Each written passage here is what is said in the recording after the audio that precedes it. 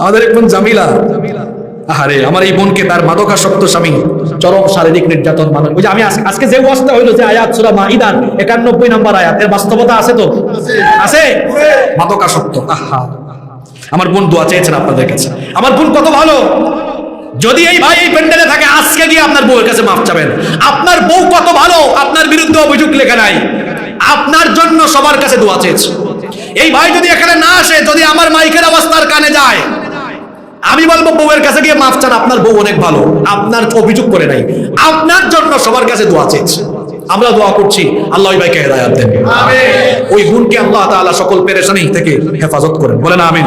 নবী করিম সাল্লাল্লাহু আলাইহি ওয়াসাল্লাম বলেছেন, কুল্লু মুসকিরিন খামরুন ওয়া কুল্লু মুসকিরিন হারাম। নবীজি বলেছেন নেশা জাতীয় প্রত্যেকটি দ্রব্যই হলো মাদক, আর যাবতীয় মাদক হলো হারাম। ومن شرب الخمر في الدنيا فمات وهو يدمنها لم يتب لم يشربها في الآخرة।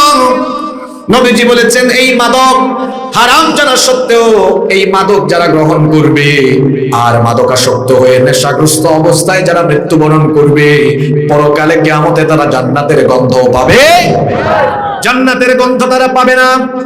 এমনকি জান্নাতের মধ্যে আল্লাহ জান্নাতীদেরকে যে শরাব দিবেন, সেই শরাবের ভেতরে মদও থাকবে, সেটাও তারা পাবে না। আল্লাহ তাআলা জান্নাতীদেরকে অনেক ধরনের শরাব দিবেন। কোরআনুল কারীমে রব্বুল আলামিন এই ব্যাপারে অত্যন্ত চমৎকার করে বললেন। আল্লাহ তাআলা বললেন, মাসালুল জান্নাতিল্লাতী ওয়িদাল মুত্তাকুন। আল্লাহ মুত্তাকিদের জন্য যে জান্নাতের প্রতিশ্রুতি দেওয়া হয়েছে, সেই জান্নাতের উপমা হলো এমন, ফিহা আনহারুম মিন মাইন গায়রি আসিন। সেখানে আছে তোমাদের তৃষ্ণা নিবারণকারী সুপেয় মিষ্টি পানির ঝর্ণা। এক বোতল আর দুই বোতল নয়, জান্নাতের ভেতরে আপনি যেন তৃষ্ণা নিবারণকারী মিষ্টি পানি পান করতে পারেন। এজন্য আল্লাহ আপনার জন্য জান্নাতে মিষ্টি পানির ঝর্ণা দ্বারা বহমান করে রেখেছেন, সুবহানাল্লাহ।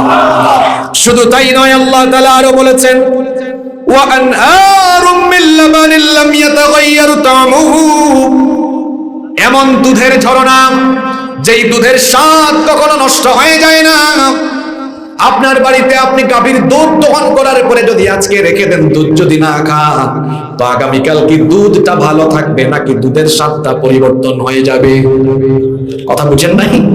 ফ্রিজিং করলেন না, দুধ দহন করে রেখে দিলেন, আগামীকাল কি দুধের স্বাদ ঠিকঠাক থাকবে? এটা টক টক হয়ে যাবে। সময়ের ব্যবধানে এই দুধ এক সময় দধি হয়ে যাবে, ঘি হয়ে যাবে, মাখন হয়ে যাবে।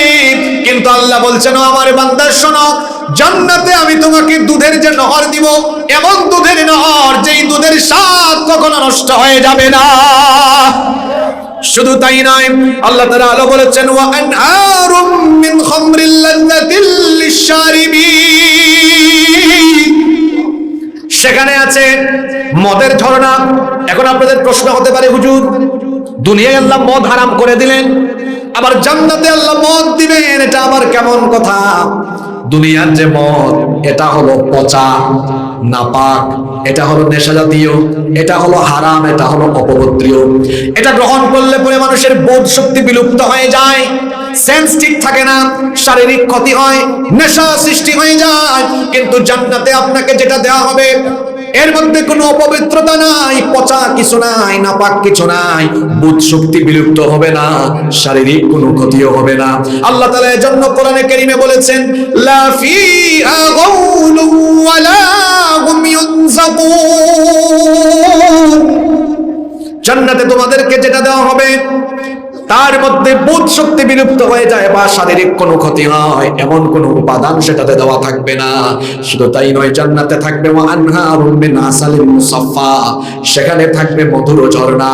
4 রকমের ঝর্ণা দ্বারা থাকবে, তো সেখানে মদের ঝর্ণাও থাকবে। নবীজি বলেছেন, দুনিয়ার এই মদ বা মাদক, এগুলো হলো নাপাক, এগুলো হলো হারাম। হারাম জানার পরেও যারা এগুলো পান করবে, গ্রহণ করবে, সেবন করবে, এরা জান্নাতের কোনো পানীয় পাবে না, এমনকি জান্নাতের গন্ধ তারা পাবে। রব্বুল আলামিন বলছেন, শয়তান তোমাদের সবচাইতে বড় দুশমন। শয়তান তোমাদেরকে জাহান্নামের পথে ধাবিত করার জন্য অনেক মূল মন্ত্র ব্যবহার করে। শয়তান অনেক রকম কারসাজি করে। শয়তানের যত কারসাজি আছে তার মধ্যে অন্যতম উপাদান হলো এই মাদক আর জুয়া। এজন্য আল্লাহ কোরআনুল কারীমের 5 নম্বর সূরা সূরাতুল মাইদা এর 90 নম্বর আয়াতের মধ্যে বললেন, ইয়া আইয়ুহাল্লাযীনা আমানু ইন্নামাল খামরু ওয়াল মাইসিরু ওয়াল আনসাবু ওয়াল আজলামু রিজসুম মিন আমালিশ শাইতান ফাজতানিবুহু লাআল্লাকুম তুফলিহুন। আল্লাহ তাআলা বলছেন, ইয়া আইয়ুহাল্লাযীনা আমানু, হে ঈমানদারেরা, সবাই একটু গলার সব শক্তি গলার মাঝ বরাবর বলেন তো দেখি, আমরা ঈমানদার না বেঈমান? এটাও জোরে বলতে পারলেন না, আমরা ঈমানদার না বেঈমান? আল্লাহ আপনি সাক্ষী থাকেন, আমরা ঘোষণা দিলাম আমরা ঈমানদার। আপনি আমাদের ঈমান কবুল করে নেন, বলেন আমিন। আল্লাহ আমাদেরকেই বলছেন, ইয়া আইয়ুহাল্লাযীনা আমানু, হে ঈমানদারেরা, ইন্নামাল খামরু ওয়াল মাইসিরু ওয়াল আনসাবু ওয়াল আজলামু, নিশ্চয়ই মদ, জুয়া, ভাস্কর্য প্রতিমা এবং ভাগ্য নির্ণায়ক তীর, রিজসুম মিন আমালিশ শাইতান, এগুলো হলো শয়তানের কারসাজি। এগুলোর মাধ্যমে শয়তান তোমাদেরকে শয়তানি পথে ধাবিত করে। সুতরাং ফাজতানিবুহু, শয়তানের এই কারসাজি থেকে বেঁচে থাকো, লাআল্লাকুম তুফলিহুন, তাহলে আশা করা যায় তোমরা সফল হবে। আল্লাহর হাবিব বলেছেন, লা তাশরাবুল খামর, মাদকাসক্ত হয়ো না, মাদক সেবন করো না, মাদক গ্রহণ করো না।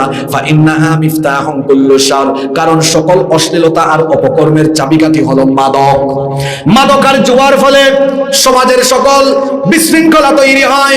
এজন্য আল্লাহ কোরআনে কারীমে সূরা মাইদার পরবর্তী আয়াত অর্থাৎ 91 নম্বর আয়াতে বলেছেন, শয়তান মদ আর জুয়ায় আসক্ত করে তোমাদের মধ্যে ভেজাল সৃষ্টি করতে চায়, বিদ্বেষ সৃষ্টি করতে চায়, তোমাদের সমাজ, পরিবার, রাষ্ট্রের মধ্যে ভেজাল লাগিয়ে দিতে চায়।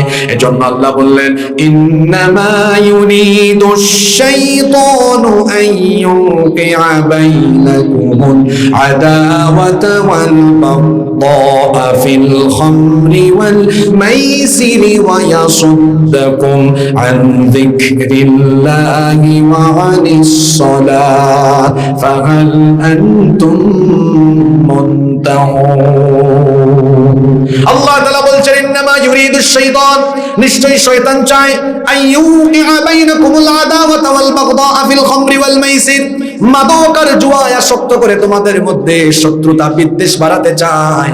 মাদক আর জুয়ার মাধ্যমে কিন্তু আমাদের দাম্পত্য কলহ, পারিবারিক কলহ, সামাজিক বিশৃঙ্খলা বাড়ছে। এই আয়াতে আল্লাহ এই কথা বলছেন। আপনি বলবেন, হুজুর একটু প্রমাণ দেন তো। দেখেন, প্রমাণ একটু দেই, এই আয়াতের সাথে মিলান। দেখবেন বেশিরভাগ মাদকাসক্ত আর জুয়ায় আসক্ত লোকেরা তাদের বউ পিটায়। কেন বউ পিটায়? কারণ মাদকাসক্ত হয়ে যাওয়ার কারণে, জুয়ায় আসক্ত হয়ে যাওয়ার কারণে যখন তার কাছে পয়সা থাকে না, বউয়ের কাছে বাড়িতে গিয়ে বলে, তোর সোনাদানা গহনা আমাকে দে, এটা বন্ধক দিয়ে অথবা বিক্রি করে আমি জুয়া খেলবো, আমি মাদক গ্রহণ করব। বউ যখন দেয় না, এই অসভ্য লোকেরা, ডাকাত লোকেরা তখন বউ পিটায়। আবার বউয়ের সোনাদানা গহনা যখন বিক্রি করে দেয়, পয়সা নাই, তখন বউকে বলে, তুই তোর বাপের বাড়ি যা, তোর বাপের থেকে টাকা নিয়ে আয়। যখন বউ বাপের বাড়ি যায় না, তখন এই সকল অসভ্য ডাকাত টাইপের লোকেরা তাদের বউ পিটায়। হাজবেন্ড ওয়াইফের দাম্পত্য কলহের ঝগড়াগুলো ইউনিয়ন পরিষদে যায়, চেয়ারম্যান সাহেবের কাছে যায়, মেম্বার সাহেবের কাছে যায়, থানার ওসি সাহেবের কাছে যায়। ওসি সাহেবকে জিজ্ঞেস করে দেখবে, মাদকাসক্ত জুয়ায় আসক্ত লোকেরা কিন্তু বউ পিটায়। শুধু তাই নয়, মাদকাসক্ত আর জুয়ায় আসক্ত লোকেরা বাপের সঙ্গে বেয়াদবি করে, মায়ের সঙ্গে বেয়াদবি করে। কেমনে বেয়াদবি করেন শুনেন। মাদকাসক্ত জুয়ায় আসক্ত লোক, তার কাছে যখন পয়সা থাকে না, তখন সে দেখা যায় চোর হয়ে যায়। তার কাছে পয়সা যখন থাকে না জুয়া খেলার জন্য, তখন বাপের পকেট থেকে পয়সা চুরি করে চোর হয়ে যায়। শুধু তাই নয়, তার মাদক আর জুয়ায় আসক্তির ফলে তার যখন পয়সা দরকার, বাপের পকেটে না থাকলে দেখা যায় নীলার রাস্তাঘাটে দিনে দুপুরে ডাকাতি বা ছিনতাইও সে করে ফেলে। মাদকের কারণে, জুয়ার কারণে চুরি বেড়ে যায়, মা বাবার সঙ্গে বেয়াদবিও বাড়ে। কেমনে বাড়ে?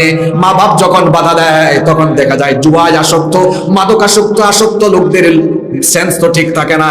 পত্র পত্রিকা আমরা এই জন্য দেখি এই টাইপসের ছেলে মেয়েরা মা বাপের গায়েও হাত তুলে। এক পুলিশ ইন্সপেক্টরের মেয়ে মাদকাসক্ত হয়ে নিজের মা বাপকেও জবাই করে ফেলেছে। এই ঘটনাও আমার দেশে আছে না নাই? তাহলে বোঝা গেল মাদকাসক্ত আর জুয়াসক্ত হয়ে যাওয়ার কারণে দাম্পত্য কলহ, হাজবেন্ড ওয়াইফের সমস্যা, পারিবারিক কলহ, সামাজিক বিশৃঙ্খলা, রাষ্ট্রীয় সন্ত্রাস বেড়ে যায়। শুধু তাই নয়, স্কুল কলেজ আর বিশ্ববিদ্যালয়ের ক্যাম্পাসে মাদক যদি বেড়ে যায়, জুয়া যদি বেড়ে যায়, স্কুল কলেজ বিশ্ববিদ্যালয়ের শিক্ষার্থীদের ক্যারিয়ার তখন অনিশ্চিত আর নষ্ট হয়ে যায়। এই জন্য আল্লাহ তাআলা কোরআনে কারিমে বলেছেন, শয়তান তোমাদেরকে মাদক আর জুয়াসক্ত বানাতে চায়। আমার টেকনাফের ছাত্র তরুণ যুবক ভাইদের পায়ে ধরে আমি বলতে চাই, ও আমার তরুণ ভাইয়েরা, যুবক ভাইয়েরা, আপনাদের পায়ে ধরে বলছে যে এই মাদক আর জুয়াসক্ত হলে আমার শরীর শেষ, জীবন শেষ, আমার চরিত্র শেষ, দুনিয়া শেষ, আখিরাত শেষ। ওই মাদক থেকে আমাদের বেঁচে থাকার দরকার আছে না নাই? কি আজীব অবস্থা! আইপিএল খেলা হয় ইন্ডিয়াতে, আর আইপিএল এর বাজি ধরে জুয়ায় আসক্ত হয়ে যায় টেকনাফে। এই অবস্থা আছে না নাই? বিপিএল খেলা হয় ঢাকার মিরপুর স্টেডিয়ামে, আর দেখা যায় যুবকেরা বিপিএল খেলা নিয়ে জুয়ায় বাজি ধরে টেকনাফের নীলায়। খেলা হয়েছে কাতারে, আর্জেন্টিনা আর ব্রাজিলের খেলা। খেলা হলো কাতারে আর জুয়া হলো কক্সবাজারে। আমি যে কথাগুলো বলছি, কথাগুলো বাস্তব না অবাস্তব? খবরদার, মদ আর জুয়ার সাথে সম্পৃক্ত হবেন না, মাদকাসক্ত হওয়া যাবে না। মাদকের সাথে সম্পৃক্ত 10 ব্যক্তিকে লানত দিয়েছেন মুহাম্মদ, পড়েন সাল্লাল্লাহু আলাইহি ওয়াসাল্লাম। কথা যদি বুঝে থাকেন তো বলেন, মাদকের সাথে সম্পৃক্ত কয় শ্রেণীর মানুষকে লানত দেওয়া হয়েছে? আসতে বলবেন না, পুরুষোচিত কণ্ঠে জবাব দিয়ে বলেন কয় শ্রেণী? 1 নম্বর আসিরা, যে ব্যক্তি মাদক গ্রহণ করে, মাদক সেবন করে, তার উপরে লানত দিয়েছেন মুহাম্মদ সাল্লাল্লাহু আলাইহি ওয়াসাল্লাম। 2 নম্বর হলো মুতাসিরা, যারা মাদকের ফ্যাক্টরি বানিয়েছে, মাদক যারা উৎপাদন করে, মাদকের প্রোডাকশন যারা দেয়, তাদের উপরেও লানত। 3 নম্বর হলো শারিবাহা। বেশিরভাগ মুহাদ্দিসগণের উদ্দেশ্য এই শব্দ দ্বারা অর্থ উদ্দেশ্য করেছেন মাদকের উপদেষ্টা। আমার দেশে ভালো কাজে উপদেষ্টা আছে, আবার দেখবেন খারাপ কাজে উপদেষ্টা আছে না নাই? কিছু কিছু লোক আছে সমাজের মানুষের চোখে ধুলা দেয়, দিনের বেলা তারা মাদক বিরোধী সমাবেশে বক্তৃতা করে, পেছনে ব্যানারে লেখা থাকে মাদক বিরোধী সমাবেশ। মাদক বিরোধী সমাবেশে অতিথি সাহেব মাদকের বিরুদ্ধে জনগণকে বুঝালো, আবার রাতের বেলা মাদকের চোরাচালান যারা করে তাদের কাছে গিয়ে বলে, আমরা তোদের মাথার ছায়া, আমাদের ভাতটা ঠিকঠাক মতো পাঠায়া দিস। এইরকম উপদেশটা আমাদের সমাজে নাই। 4 নম্বর হলো হামিলাহা, মাদক যারা ক্যারি করে, মাদক যারা বহন করে, এক এলাকা থেকে অন্য এলাকায় বহন করে নিয়ে গেল ড্রাইভার, যারা বহন করে নিয়ে যায় তার উপরে লানত। নাম্বার 5 নম্বর হলো ওয়াল মাহমুলাতু ইলাইহি, যে অঞ্চলের দিকে এই মাদক নিয়ে যাওয়া হয় ওই অঞ্চলের উপরেও লানত। 6 নম্বর হলো ওয়াসাকিয়াহা, যারা মাদক সার্ভ করে। আমার বাড়ি হলো সিলেটে, আমার অনেক আত্মীয়স্বজন ইউরোপে, আমেরিকায়, লন্ডনে বসবাস করে। প্রবাসে অনেকে গিয়ে, বিশেষ করে ইউরোপ, আমেরিকা বা পশ্চিমা দেশগুলোতে চাকরি খুঁজে। আর চাকরি করতে গিয়ে কেউ যদি এমন কোন রেস্টুরেন্টে, নাইট ক্লাব কিংবা মদের বারে চাকরি নেয়, যেখানে চাকরি করতে গিয়ে গেস্টদেরকে মদ সার্ভ করতে হয়, নবীজি বলেছেন এই চাকরিতে থেকে যারা সার্ভ করে তার উপরে লানত। 7 নম্বর হলো ওয়াবাইআহা, যারা এই মাদক বিক্রি করে এদের উপরে লানত। 8 নম্বর হলো ওয়াআকিল সামানিহা, সত্য কথা শুনতে তিতা লাগে কিন্তু কথাটা আমার নয়, বলেছেন মুহাম্মদ সাল্লাল্লাহু আলাইহি ওয়াসাল্লাম। নবীজি বলেছেন এই মাদকের জন্য যারা তলে তলে বিনিময়, বা আমরা যদি সহজ ভাষায় বলি ঘুষ খায়, এদের উপরেও লানত। প্রশাসনিক সেক্টরের সকল মানুষ নয়, আপনাদের অঞ্চলে কুখ্যাত প্রশাসনিক সেক্টরে থাকা লোক আছে, এখন জেলখানায় আছে, যেই লোকটা তলে তলে মাদকের জন্য পয়সা নিত। ভুলে গেছেন নাকি তার কথা আপনারা? নবীজি এদের কথাই বলেছেন, তার নাম না, ওদের কথা, মানে এই চরিত্রের লোকদের কথা। নবীজি বলেছেন ওয়াআকিল সামানিহা, এই মাদকের জন্য যারা সামান গ্রহণ করে, মাদকের চালান দিয়ে তলে তলে যারা ঘুষ খায়, এদের উপরে লানত দিয়েছেন মুহাম্মদ সাল্লাল্লাহু। 14 শিখের ভেতরে এখন বেটা আছে, ঠিক কি না? 9 এবং 10 নম্বর হলো ওয়াল মুশতারি লাহা ওয়াল মুশতারাতু লাহু, যারা মাদক গ্রহণ করে, কিনে এবং মাদক বিক্রি করে, এই যে 10 শ্রেণী এই মাদকের সাথে সম্পৃক্ত, এই 10 শ্রেণীর মানুষদেরকে লানত দিয়েছেন ছোট হুজুর নয়, বড় হুজুর মুহাম্মদুর রাসূলুল্লাহ সাল্লাল্লাহু আলাইহি ওয়াসাল্লাম। আমরা কি আমাদের প্রিয় নবীজির লানত চাই নাকি আমরা শাফায়াত চাই? আস্তে বলবেন না, জোরে বলেন আমরা নবীজির কি চাই? কারা কারা নবীজির শাফায়াত চান দুহাত তুলে দেখান তো। মাশাআল্লাহ মাশাআল্লাহ, লিল্লাহি তাকবীর। আল্লাহ কবুল করেন, বলেন আমিন। হাত নামা। আমরা সবাই হাত তুলে আমরা চাইলাম আমরা নবীজির সুপারিশ চাই, শাফায়াত চাই। নবীজির সুপারিশ যদি চাই, শাফায়াত যদি আমরা চাই, আর যদি নবীজির লানত থেকে বাঁচতে চাই, মাদকের সাথে সকল সম্পর্ক কাটা। মাদকের সাথে আমাদের কোনো সম্পর্ক, জুয়ার সাথে আমাদের কোনো সম্পর্ক নাই।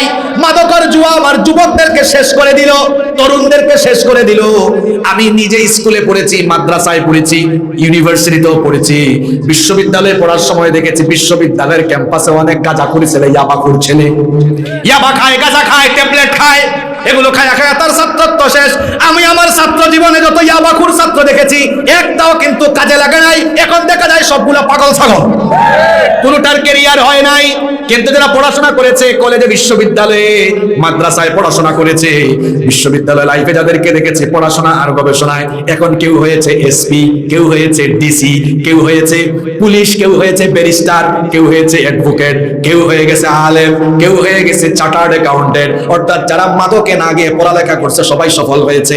মাদকাসক্ত লোকদের ক্যারিয়ারও নষ্ট হয়ে যায়। এজন্য আমার ছাত্র ভাইদেরকে, তরুণ যুবক ভাইদেরকে বলবো, আমাদের স্লোগান হবে মাদকের সাথে আমাদের কোনো সম্পর্ক। আপনারা কি রাগ করলেন?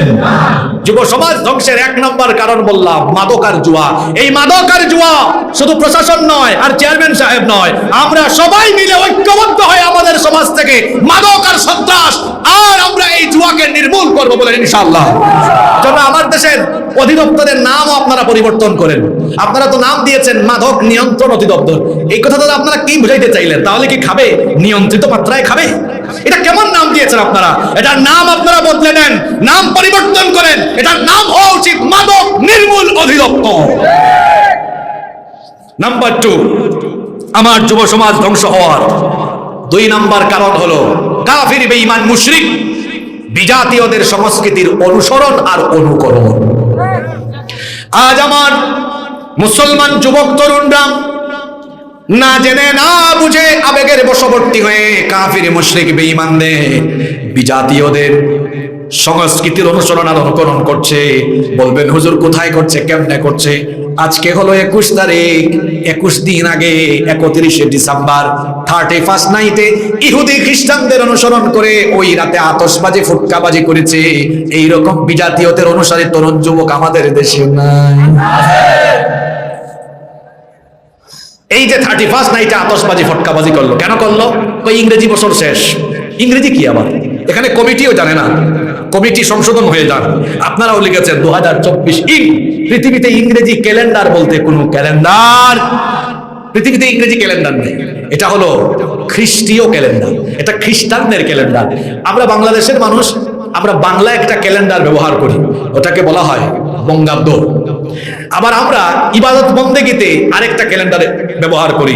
আমরা এই যে আমাদের মেরাজ বলেন, শবে বরাত বলেন, রমজান মাস বলেন, 2 ঈদ বলেন, হজ বলেন, সব আমরা যে ক্যালেন্ডার অনুসরণ করে ইবাদতগুলো করি সেটা হলো আরবি বা হিজরি ক্যালেন্ডার। আর আরেকটা ক্যালেন্ডার পৃথিবীতে প্রচলিত আছে যেটাকে আপনারা বলেন আর কি ইংরেজি ক্যালেন্ডার। এটা আসলে ইংরেজি না, পৃথিবীতে কেউ এটাকে ইংরেজি ক্যালেন্ডার বলে না, এটাকে পৃথিবীর সবাই বলে খ্রিস্টীয় ক্যালেন্ডার। খ্রিস্টাব্দ, এটা ইংরেজি হবে না, এটা লিখতে হবে খ্রিস্টাব্দ। খ্রিস্টাব্দ মানে কি? খ্রিস্ট যুগ, অব্দ সমান খ্রিস্টাব্দ।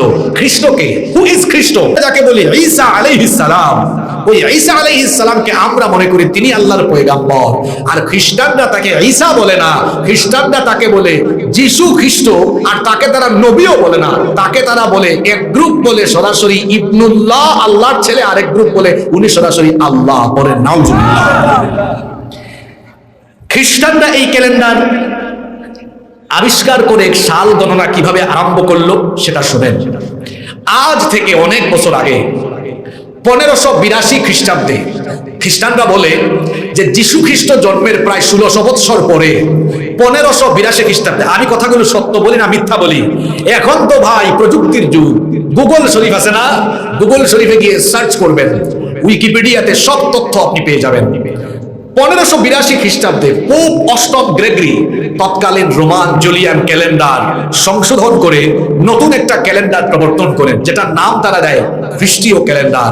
এই ক্যালেন্ডারের সাল গণনা তারা কিভাবে আরম্ভ করবে, যেমন শেষ হলো 23, শুরু হলো 2024, কিন্তু ওটার 1 আরম্ভ হয়েছিল কেমনে, 2, 1, 2, 3 হয়েছিল কেমনে, এখন যে 23-এর পর 24 হয়, 24-এর পরে 25 হবে, 1 হয়েছিল কেমনে? খ্রিস্টানরা সাল গণনা আরম্ভ করেছে যীশু খ্রিস্টের জন্মের বছরকে 1 ধরে।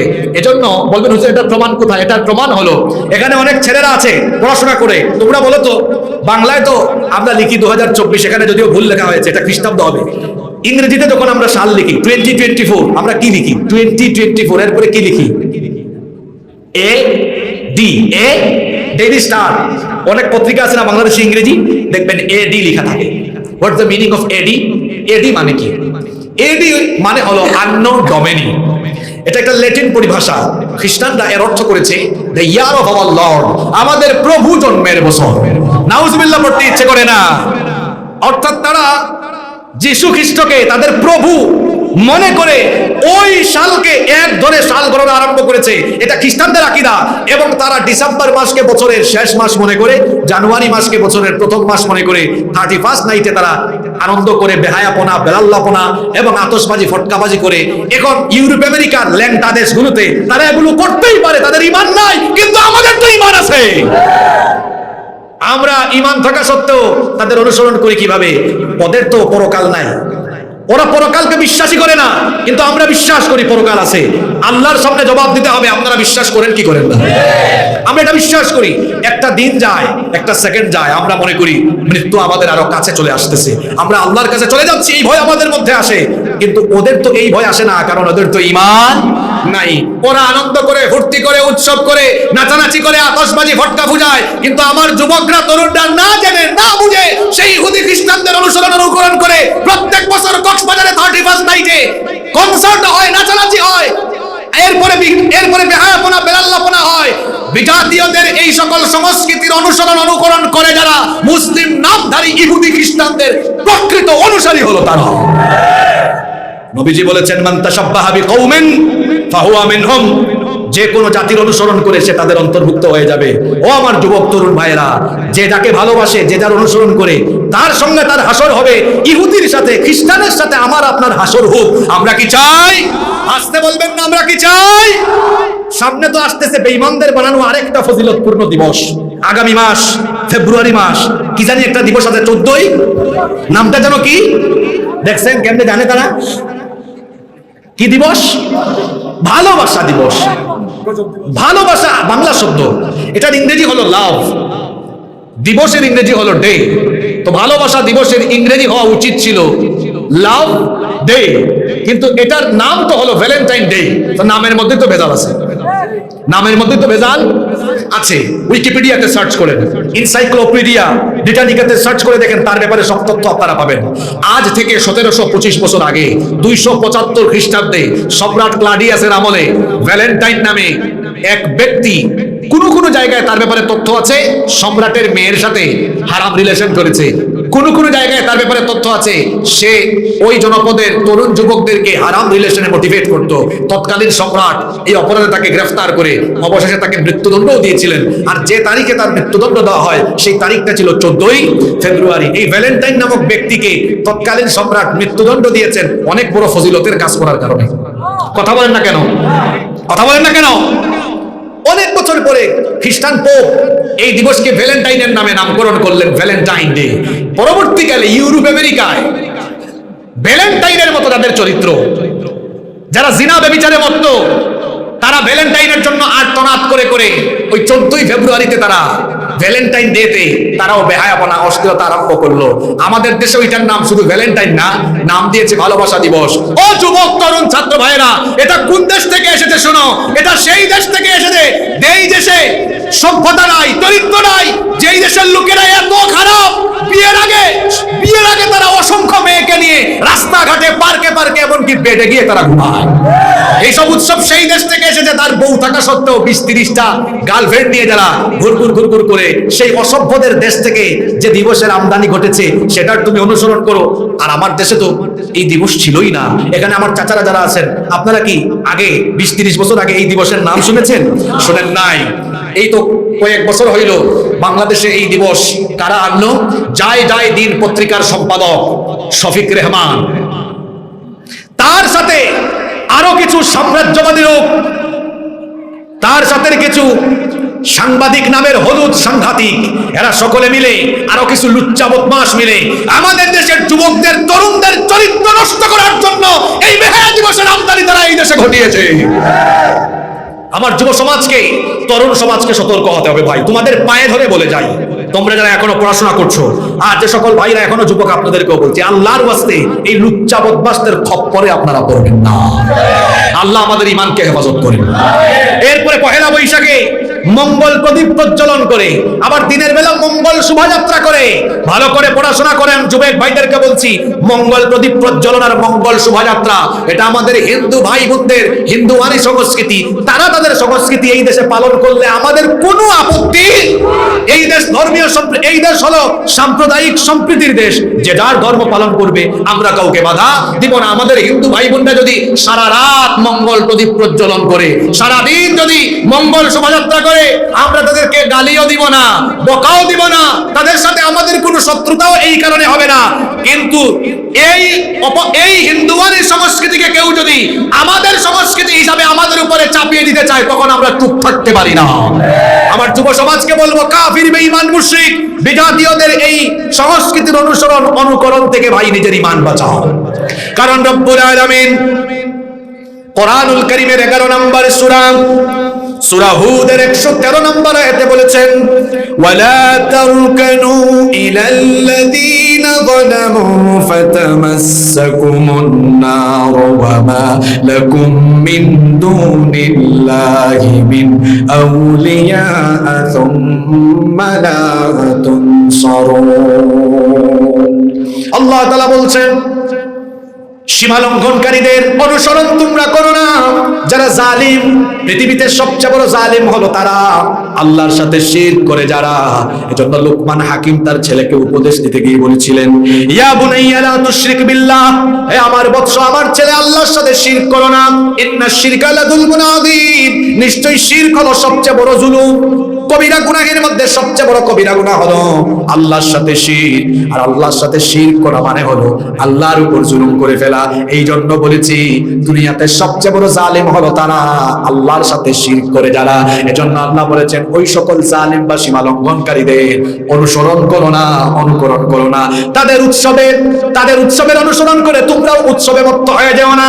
তারা আতশবাজি করে, তারা ফটকাবাজি করে, তারা মঙ্গল শোভাযাত্রা করে, তারা মঙ্গল প্রদীপ প্রজ্বলন করে, করুক, এটা তাদের ব্যাপার। কিন্তু আমি মুসলমান, আমি কখনো বিধর্মীদের কোন সংস্কৃতিকে আমার সংস্কৃতি হিসাবে গ্রহণ করতে পারি? যদি কেউ করে, আল্লাহ বলেছেন, ফাতামাসসাকুমুন নার, জাহান্নামের আগুন তাকে স্পর্শ করবে। আমার বাবারা, আমার ভাইয়েরা, জাহান্নাম থেকে আমরা বেঁচে থাকার দরকার আছে না নাই? এই জন্য কাফির বেঈমান আর বিজাতীয়দের সংস্কৃতি থেকে আমরা বাঁচবো ইনশাআল্লাহ। 2 নম্বর, আমার যুব সমাজের চরিত্র নষ্ট হচ্ছে ওদের অনুসরণে। কারণ নাম্বার 3 কষ্ট হচ্ছে আপনাদের, ভালো করে কথাগুলো শোনেন। 3 নম্বর, আমার ছাত্র তরুণ যুবক সমাজ, এদের চরিত্র শেষ হয়ে যাচ্ছে আকাশ সংস্কৃতির আগ্রাসনের ফলে। আকাশ থেকে সংস্কৃতি এখন আমাদের ঘরে ঘরে ঢুকে গেছে। আপনি বলবেন, হুজুর আকাশ থেকে সংস্কৃতি আসছে কেমন? আপনার ঘরে ঘরে যে আজকে ইন্ডিয়ান সিরিয়াল ঢুকলো, পশ্চিমা সংস্কৃতি আপনি ঘরে বসে উপভোগ করছেন, এটা আকাশে স্থাপন করা স্যাটেলাইটের কারণে সম্ভব হয়েছে। আর এই স্যাটেলাইটের কারণে গোটা দুনিয়ায় বর্তমানে 13,000-এর বেশি টেলিভিশন চ্যানেল রয়েছে। এগুলোর কারণে আজ সংস্কৃতির নামে ঘরে ঘরে অপসংস্কৃতির চর্চা হচ্ছে, যার প্রভাব আমার যুবকদের, তরুণদের উপরে পড়ে গিয়েছে। এখন দেখবেন যুবকেরা চুল কাটে, মেসি কাটিং, নেইমার কাটিং। নাই তো আমাদের এলাকায়? এখন মেসির বাড়ি কোথায় আর নেইমারের বাড়ি কোথায়? তার চুলের কাটিং। টেকনাফের যুবক দেখলো কেমনে? ওই আকাশ সংস্কৃতির কারণে দেখেছে, দেখার কারণে তার মতো চুল কেটেছে। আর আমার দেশের যুবকদের চুলের যে কত কাটি, কেমন চুল রাখে, ডানেও নাই, বামেও নাই, পিছনেও নাই, শুধু মাঝখানে চুল আছে, দেখলে মনে হয় যেন পাখির বাসা। আবার দেশি মুরুগ, দেশি মুরুগ ছিলেন না আপনারা? দেশি মুরুগের মাথায় দেখবেন, আমি জানি না আপনারা টেকনাফে আঞ্চলিক ভাষায় কি বলেন, আমাদের সিলেটে বলে জুট বা চুট, আপনারা কি বলেন? জুট। তো নাপিতকে গিয়ে বলে সেলুনে, ভাই আমার চুলটা এভাবে কাটেন, ডানে নাই, বামে নাই, পিছে নাই, মাঝখানে। তো এখানে যদি সেলুনের কোনো ভাইরা আসেন, ভাই এত কষ্টের কি দরকার, দোকানের মধ্যে লটকায় দিয়েন, জানায় দিয়েন যুবকদেরকে, এত কিছু বইল না, এসে সরাসরি বলবা মুরগা জুট কাটিং। কি কাটিং? মুরগা জুট। ডানে বামে পিছনে থাকবে না, শুধু মাথার উপরে কতগুলো থাকবে। এরকম চুল নাই তো এখন, কত কাটিং এর চুল। আমি এক পরিচিত সেলুনের সব সময় চুল কাটি। এই তো কয়েকদিন আগে ওই সেলুনে গেলাম সকাল 10:30 11টার দিকে। আমি গিয়ে সেলুনের দরজা খুললাম, এসি সেলুন, দরজা খুলে নাউজুবিল্লাহ বলে দরজাটা বন্ধ করে দিয়ে আমি চলে আসতেছি। এখন নাপিত এক ভাই বলে, ও হুজুর নাউজুবিল্লাহ বলে কই যান, কোথায় যাচ্ছেন? বললাম ভাই আপনাদের এই সেলুনে কয়েক বছর ধরে আসি, আমি তো জানি এটা হলো জেন্টস সেলুন, এখানে শুধু ছেলেদের চুল কাটা হয়, কিন্তু আপনারা যে ছেলেদের পাশাপাশি মেয়েদের চুল কাটাও আরম্ভ করছেন, আগে বলবেন না? বললে তো একটু বুঝে শুনে তারপরে আসতাম। কয় মানে কি বলেন হুজুর? বললাম ভাই আমি তো দরজা খুলে দেখলাম, দরজার ঠিক সামনেই যে চেয়ার, এই চেয়ারে বসা এক লোকের চুল নাপিত ভাই টান দিয়ে ধরেছে, এত লম্বা চুল চিরুনি দিয়ে আঁচড়াইতেছে। ভাবলাম আমার এই আপুর চুল কাটা হোক, এরপরে আমি ঢুকবো। কয় হুজুর কি বলেন? এখানে তো কোনো আপু নাই, এক বাউল ভাইয়ার চুল কাটি। কি ভাইয়া? আমি বললাম হায় হায় ভাই, আমি তো ভাবছি এটা আমার আপু, কিন্তু আপনি বলতেছেন বাউল ভাইয়া। এইরকম বাউল ভাইয়াদের অনুসরণ করে অনেক যুবকরা এখন আপা কাটিং চুল রেখে রাস্তায় ঘোরাফেরা করে। এই যুবকদেরকে পেছন থেকে দেখলে লাগে মনে হয় কোনো আপু, সামনে গেলে দেখা যায় আপু না, এটা ভাইয়া, আপু মার্কা ভাইয়া। এইরকম আপু মার্কা ভাইয়া চুল এখন দেখা যায়। মেসি কাটিং, নেইমার কাটিং, আউল কাটিং, বাউল কাটিং, গায়ক কাটিং, নায়ক কাটিং চুল। ও আমার যুবক তরুণ ভাইরা, কোনো আউল বাউল নায়ক খেলোয়াড় গায়ক আমার আপনার আদর্শ নয়, আমার আপনার আদর্শ হলেন মুহাম্মদ সাল্লাল্লাহু। আজ এই আকাশ সংস্কৃতির আগ্রাসনে আমার যুব সমাজদের মধ্যে এই সকল আউল বাউল নায়ক গায়ক আর খেলোয়াড়দের আদর্শের অনুসরণ দেখা যাচ্ছে। এগুলো থেকে আমার যুবকদেরকে বাঁচতে হবে। আল্লাহ হেফাজত করেন, বলেন আমিন। আপনাদের কষ্ট হচ্ছে বেশি। নাম্বার 4, যুব সমাজ ধ্বংসের 4 নাম্বার কারণ হলো অশ্লীল আজে বাজে গান বাজনা, অশ্লীল নাটক সিনেমার সয়লাভ করে যাওয়া। আজ গান বাজনা হর হামেশা সবাই আমরা শুনছি, আর গান বাজনা ছাড়া তো আমাদের বিয়ে শাদী উদ্বোধনী হয় না। আমাদের টেকনাফে অবশ্য গান বাজনা ছাড়াই বিয়ে হয়। ওয়াজ যে কমন করছে এটা আপনাদের আওয়াজেই বোঝা গেছে।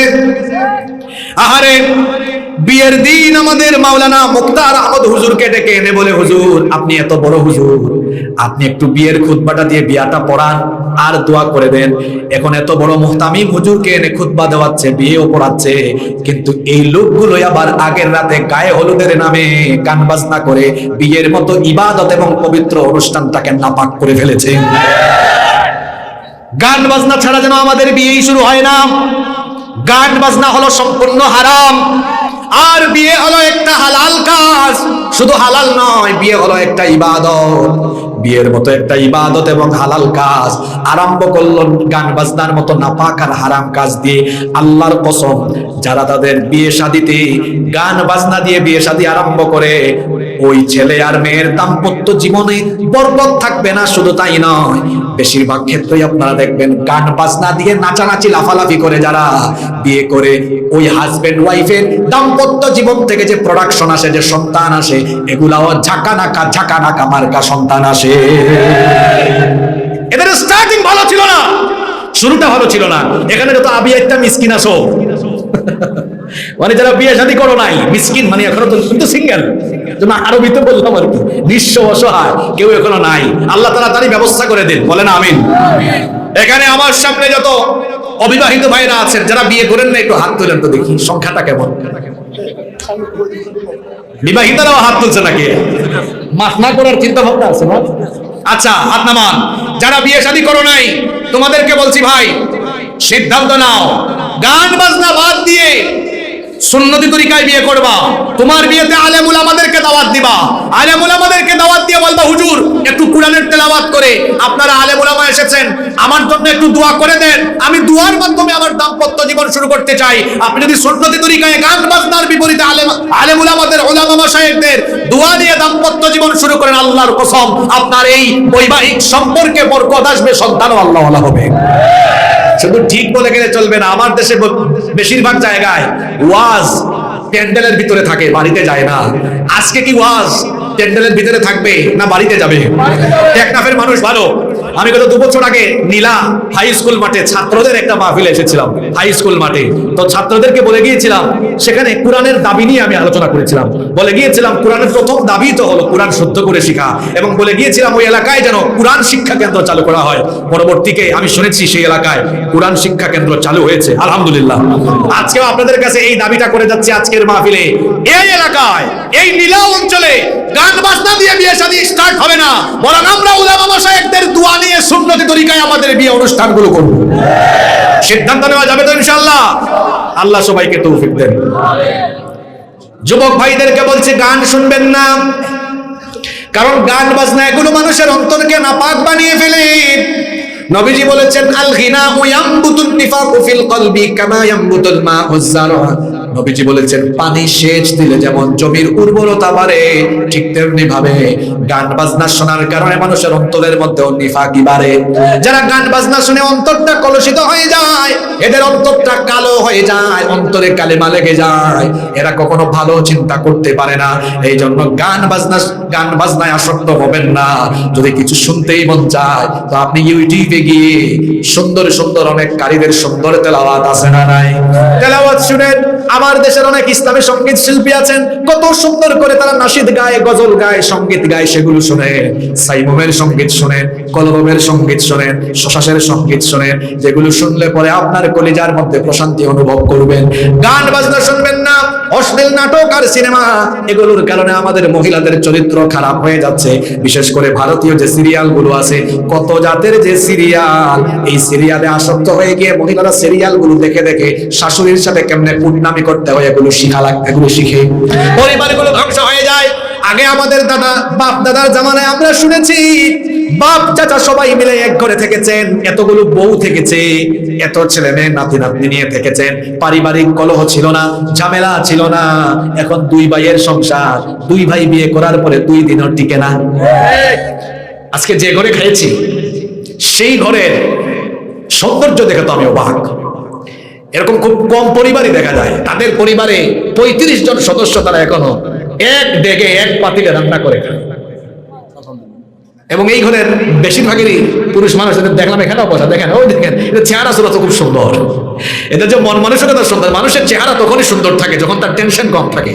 35 জন একসাথে খায়, চেহারা সুরত দেখছেন, ওই যে 2 জন দেখছেন, ওরা ওই 35 ঘরেরই 2 জন, সরি 35 সংখ্যারই 2 জন। আপনারা আপনিও দেখছেন, স্বাস্থ্য দেখছেন, স্বাস্থ্যও ঠিক, চেহারা সুরত ঠিক, দেখেই মনে হচ্ছে তাদের মধ্যে আন্তরিকতা, হৃদ্যতা আছে। ঠিক কিনা বলেন? আগে আমাদের কি বলেন হুজুর, আগে আমাদের এরকম ছিল না? বাপ চাচা দাদা সবাই মিলে এক পাতিলে খাইছে, কোনো ঝামেলা। 2 ভাই বিয়ে করছে, 2 ভাইয়ের বউ রাতের বেলা হাজবেন্ডকে গুতায়, এই তাড়াতাড়ি পাতিল ভাগ করো, একসাথে থাকা যাবে না, তোমার বাপের সাথে থাকলে তুমি থাকো, তোমার মার সাথে তুমি থাকো, আমি নাই। আছে না নাই? এই ভারতীয় সিরিয়াল দেখে, নাটক দেখে, সিনেমা দেখে, এই নাটক আর সিনেমা কি শিখায়? এই নাটক আর সিনেমা যুবক যুবতীদেরকে অশ্লীল প্রেম ভালোবাসা শিখায়, হারাম রিলেশন শিখায়, অসভ্যতা নোংরামি শেখায়।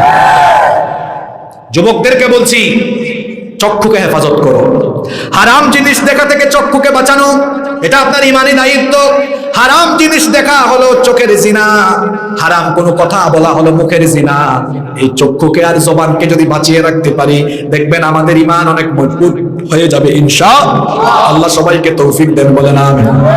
খুব কষ্ট হয়ে যাচ্ছে আপনাদের।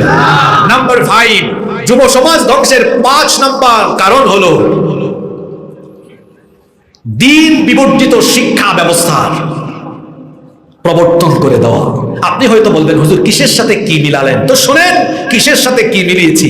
একটা ছেলে ছোট্টবেলা স্কুলে ভর্তি হয়েছে, তখন সে শিশু, প্রাইমারি শেষ করে হাই স্কুলে যায় তখন সে কিশোর, মাধ্যমিকে বা কলেজে যখন যায় তখন সে তরুণ, ইউনিভার্সিটিতে যাচ্ছে, যৌবন তার মাত্র এসেছে, যখন ইউনিভার্সিটি থেকে বের হচ্ছে একদম টাটকা যুবক সে। আপনি তার প্রাইমারিতে, তার হাই স্কুলে, মাধ্যমিকে, উচ্চ মাধ্যমিকে, বিশ্ববিদ্যালয়ে তাকে বাংলা শিখালেন, ইংরেজি শিখালেন, গণিত শিখালেন, বিজ্ঞান শিখালেন, ইতিহাস শিখালেন, ভূগোল শিখালেন, আইসিটি শিখালেন, অর্থনীতি শিখালেন, পৌরনীতি শিখালেন, সব শিখালেন। তাকে আপনি কোরআন দিলেন না, হাদিস দিলেন না, দ্বীনি শিক্ষা পায় এমন কোন সাবজেক্ট রাখলেন না। এই রকম কারিকুলাম দিয়ে একটা জাতির লোকেরা শিক্ষিত হবে ঠিক, কিন্তু বেশিরভাগ ক্ষেত্রে দেখা যাবে শিক্ষিত হওয়ার পাশাপাশি শিক্ষিত চোর, শিক্ষিত ডাকাত আর শিক্ষিত দুর্নীতিবাজ হবে। আমি একদম আঙ্গুল দিয়ে দেখাই দিতে পারবো এরকম হয়েছে কি হয় নাই। শুনেন, আমাদের দেশের মসজিদগুলোতে মাঝে মাঝে, মসজিদে মাঝে মাঝে জুতা চুরি হয়। জুতা চোর সেও চোর। আর মাস্টার ডিগ্রি কমপ্লিট করে কিংবা ডক্টরেট শেষ করে প্রশাসনিক চেয়ারে বসে, রাষ্ট্রের সর্বোচ্চ কোনো জায়গায় বসে কলমের খুঁচায় শত শত কোটি টাকা দুর্নীতি করে ফেললো। রাস্তাঘাটে রোডের জায়গায় বাঁশ ঢুকিয়ে দিল, কলমের খুঁচায় দুর্নীতি করে দেশের টাকা বিদেশে লুটপাট করলো, সেও চোর, কিন্তু মসজিদের চোর। আর ওই যে কলমের খোঁজায় যে চুরি করলো, দুজনের তো চোর, কিন্তু দুই চোরের কি ক্যাটাগরি সমান? একটা হলো অশিক্ষিত চোর, আরেকটা হলো। আমার সমাজের জন্য অশিক্ষিত চোর ভয়াবহ না শিক্ষিত চোর ভয়াবহ? মসজিদের চোর, জুতা চোর, সে অশিক্ষিত অর্ধশিক্ষিত, ক্লাস 5-6 পাস করেছে। আর যারা শত শত কোটি টাকা, হাজার হাজার কোটি টাকা দুর্নীতি করেছে, দেশের টাকা বিদেশে পাচার করে বেগম পাড়ায় বাড়ি বানিয়েছে, তারা কি অর্ধশিক্ষিত কিংবা অশিক্ষিত নয়, এক একটা টাটকা টাটকা শিক্ষিত চোর। এত উচ্চ শিক্ষিত হয়ে বেটা চুরি করেছে কেন? সে তো সব শিখলো, সে তো মাইকের সামনে দাঁড়ালে ফটর ফটর ফটর করে ইংরেজিও বলতে পারে। এত উচ্চ শিক্ষিত মানুষ এত উঁচু মাপের চুরি করে কেমনে? আমার দেশে দেখা যায় মাঝে মাঝে কিছু কিছু উচ্চ শিক্ষিত লোকেরা যখন চুরি করে বলতে ইচ্ছা করে, লোকটা যেমন উঁচু মাপের শিক্ষিত তেমনি উঁচু মাপের চোর। ঠিক কিনা বলেন? এত চুরি করেছে কেন? সে তো শিক্ষিত মানুষ, সে তার শিক্ষা কারিকুলামে সকল শিক্ষা পেয়েছে ঠিক, কিন্তু যে শিক্ষা গ্রহণ করলে আখিরাতে আল্লাহর কাছে জবাবদিহির অনুভূতি তৈরি হওয়া লাগে, এই শিক্ষা সে তার শিক্ষা কারিকুলামে পায় নাই। আমরা যখন বলি এই কারিকুলাম এর ভেতরে ইসলামী শিক্ষাটাকে বাধ্যতামূলক করেন, তখন দেখা যায় আমার দেশের তথাকথিত কিছু বুদ্ধিজীবীরা, এত বুদ্ধি তাদের, বুদ্ধি হইতে হইতে মাথার মাঝখানের সব চুল পড়ে গেছে, মুছ আছে দাড়ি নাই, এমন বুদ্ধিজীবী, তারা বলে এই মুল্লাগুলো হুজুরগুলো কিচ্ছু বুঝে না। আপনাদেরকে তারা টেলিভিশনের সামনে বক্তব্য দিয়ে বুঝায় আমরা খুব যুগ উপযোগী সুন্দর কারিকুলাম এদেশে নিয়ে এসেছি। এত সুন্দর কারিকুলাম আপনারা তো দেখছেন, আমাদের ছেলেমেয়েরা এখন ডিমবাজি, আলু ভর্তা আর বিছানা গুছানো কেমনে লাগে এটা কি এখন তারা সব কথা বলেছি। তারা বলে আপনাদেরকে বুঝায় এটা আপনাদের সন্তানদের কল্যাণের জন্য। আরে এখন ছেলেমেয়েরা সন্ধ্যার পরে কাগজ কাইটা ফুল বানায়, আঁকা কি করে, বলা হচ্ছে এগুলো যুগ উপযোগী শিক্ষা। আপনি যদি যুগ উপযোগী শিক্ষা দিতে চান তো কাগজ কেটে ফুল বানানো না, আপনি বাচ্চাদেরকে শিখান এই যুগে রকেট কেমনে বানাতে হয়, বিমান কেমনে বানাতে হয়, পারমাণবিক ক্ষেত্রে কেমনে এগিয়ে নিতে হয়, এগুলো শিখান। টেলিভিশনের সামনে যারা আপনাদেরকে বুঝায়, আপনাদের সন্তানদেরকে যুগ উপযোগী শিক্ষা দেওয়া হচ্ছে। চরম বাস্তব সত্য কথা হলো, যারা এমন বক্তব্য দেয় এদের একটার ছেলে মেয়েও বাংলাদেশে পড়াশোনা করে না। তাদের ছেলেমেয়েরা ইউরোপে, আমেরিকায়, কানাডায়, অস্ট্রেলিয়ায় পড়াশোনা করে। আমরাও ভাই খুব নম্র ভদ্রভাবে বলছি, আপনাদের টেলিভিশনে দেওয়া সুমধুর বক্তব্য আমরা গ্রহণ করব, তখন আপনাদের ছেলে মেয়েদেরকে কানাডা, অস্ট্রেলিয়া, ইউরোপ, আমেরিকা থেকে ফেরা যায় না, আমাদের দেশের স্কুলগুলোতে ভর্তি করা, এগুলো পড়া, আমরা বুঝবো যেটা আপনারা ছেলে মেয়েদেরকে শিখাচ্ছেন এটা আমাদের জন্য ভালো। নিজেদের ছেলে মেয়েদেরকে বিদেশে পাঠায় দিয়া আমার দেশের গরিব মানুষের ঘাম ঝরানো ট্যাক্সের পয়সা দিয়ে, শিক্ষা কমিশনের লোকদেরকে বেতন দিয়ে, আর সেই কারিকুলামে আমার দেশের গরিব মানুষের ট্যাক্সের পয়সায় ছাপানো বইয়ের ভেতরে অসভ্যতা, নোংরামি শেখানো হবে। এদেশের গরিব মানুষ চুপ করে বসে থাকবে না, কারো বাপের টাকায় বই ছাপা হয় না, এদেশের গরিব মানুষের ট্যাক্সের পয়সায় বই ছাপা হয়। ঠিক কিনা? পারলে নিজের সন্তানকে কানাডা থেকে আনো। আমি যে কথা বললাম বাস্তব না অবাস্তব? এদের ছেলে মেয়েগুলো বাংলাদেশে পড়ে, বাংলাদেশে পড়ে। আনেন আপনার ছেলে মেয়েকে বিদেশ থেকে নিয়ে আসেন, এখানে পড়ান, তখন তো আনেন না। আবার যাদের ছেলে মেয়ে বাংলাদেশে আছে, কিছু পুস্কা পুস্কা মার্কা যারা, এরাও আবার নর্মাল স্কুলে পড়ায় না, ব্রিটিশ কারিকুলামে, ইংলিশ মিডিয়ামে পড়ায়। কারণ ওখানকার কারিকুলাম ন্যাশনাল কারিকুলাম না, ওটা হলো ব্রিটিশ কারিকুলামে পড়াচ্ছে। আর আমাদের মতো গরিব মানুষ যারা ধান খেটে, লবণ চাষ করে, মাছ চাষ করে, ব্যবসা করে, আমরা যারা মধ্যবিত্ত ক্লাসের মানুষ কোন রকম চলছি, আমরা তো চাইলেই পারি না আমাদের ছেলেকে কানাডা, অস্ট্রেলিয়ায় পাঠিয়ে দিতে, ইউরোপ আমেরিকায় পাঠিয়ে দিতে। আমরা তো বাধ্য হয়ে এখানে পাঠাচ্ছি। আমাদের ছেলে মেয়েদেরকে আমরা চাই শিক্ষা নিয়ে, আমরা কোনো রাজনীতি চাই না। আমরা চাই আওয়ামী লীগ, বিএনপি, জাতীয় পার্টি, জামাতে ইসলামী, চরমুনাই, হেফাজত, এদেশে যত রাজনৈতিক দল আছে, রাজনৈতিক চারটার আদর্শ থাকতে পারে, সেটা ভিন্ন কথা, কিন্তু শিক্ষা নিয়ে কোনো রাজনীতি হোক, এটা কোন দলের মানুষ আমরা চাই না। আমি আওয়ামী লীগেরও অনেক সাংসদকে বলতে শুনেছি, বর্তমান শিক্ষা কারিকুলামের বিরোধিতা করতে আমি শুনছি। শুনেন নাই আপনারা? এদের বক্তব্যগুলো সোশ্যাল মিডিয়ায় আছে না নাই?